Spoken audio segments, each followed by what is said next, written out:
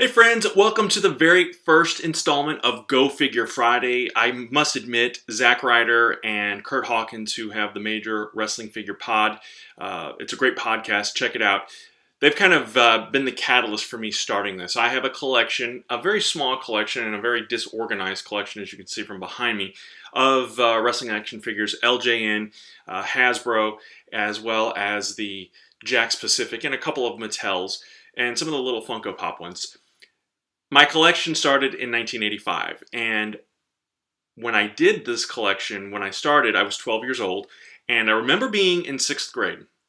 And it was right before summer break, and there was another wrestling fan in my class, who was in band class, named John Dartery, who I'm still friends with to this day, and he said that WWF was going to be releasing action figures. And up until this point, when I wrestled with toys, I had to use Star Wars figures. So, for example, Chewbacca was Andre the Giant, and Kerry Von Erich was Han Solo, and I had intermixed fed, any characters going at it, whatever it was.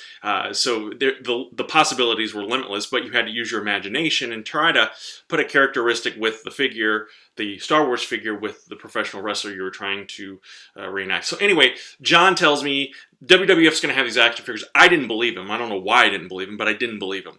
Fast forward to summer break. My family is on vacation in Florida. We have family in a couple parts of Florida, but we had made a stop in Live Oak, Florida. Walked into the Pick and Save, and lo and behold, in the box, right there in the toy department when you first walk in, the LJN collection. And brother, you gotta know it, Hulk Hogan was the first edition, the very first pro wrestling action figure, WWF, WWE action figure I got. And I'm impressed that some 33 years later, still have the belt.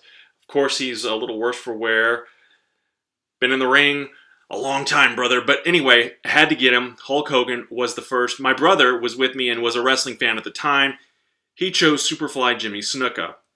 Now, his fandom waned, and Jimmy Snuka and Junkyard Dog, who he later got, were the only two figures that he actually purchased. The rest I bought, and he eventually gave in and gave them to me. So I added to the collection. And every week here on this show, hopefully people will dig it. I will continue to talk about my fandom of collecting and do some openings, letting the figures breathe. I have a lot of figures, a stack of Hasbros that are still mint on card.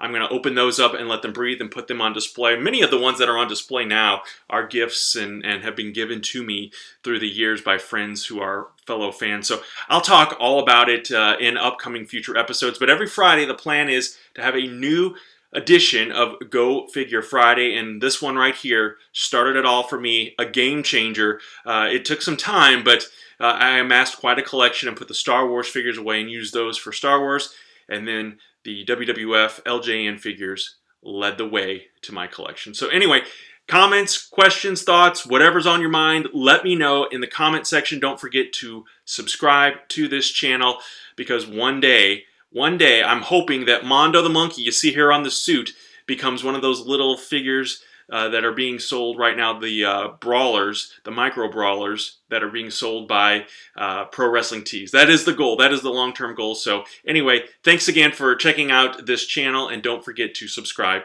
to My 123 Cents.